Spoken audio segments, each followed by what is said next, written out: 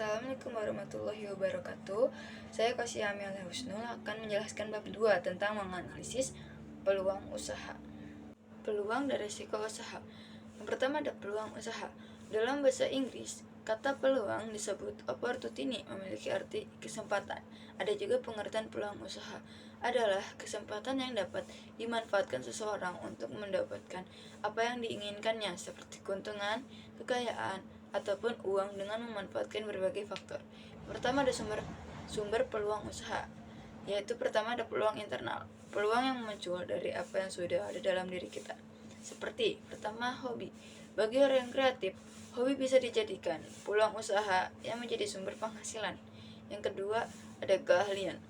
Keahlian dimiliki seseorang berpeluang untuk dikembangkan menjadi usaha.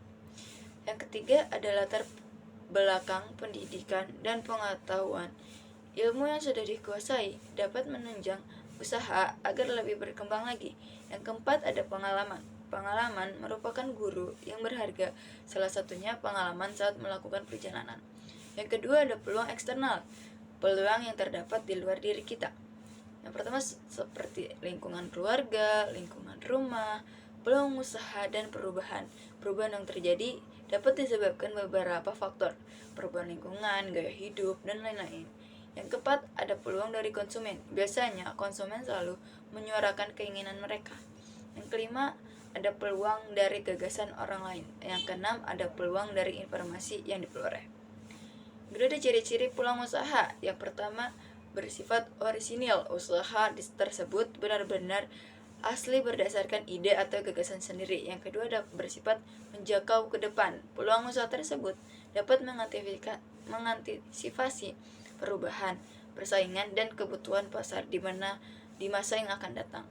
Yang ketiga ada bersifat kreatif dan inovasi. Peluang tersebut berbeda dari yang lain dan dapat mempengaruhi keinginan masyarakat.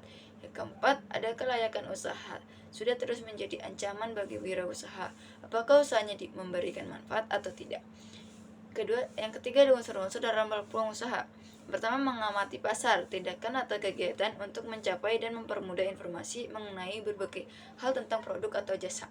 Yang kedua, membuat inovasi baru, pengembang suatu ide untuk membuat produk ataupun varian yang baru berbeda dari yang produk yang sudah ada. Ketiga ada sesuai keahlian. Seseorang memulai usaha berdasarkan keahlian. Keempat ada memanfaatkan jaringan bisnis karena akan menambah relasi dan koneksi untuk memperluas usaha. Yang kelima, pemanfaatan produk dari perusahaan lain. Yang kedua ada risiko usaha. Naik turunnya usaha yang terjadi karena adanya ketidakpastian. Risiko terberat adalah kerugian hingga kebangkrutan.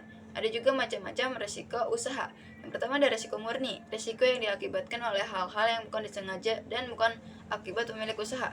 Yang kedua risiko spekulatif, risiko yang sengaja ditimbulkan oleh yang bersangkutan agar memberikan keuntungan. Yang ketiga, risiko fundamental, risiko yang penyebabnya tidak dapat dilimpahkan kepada seseorang dan menderita cukup banyak.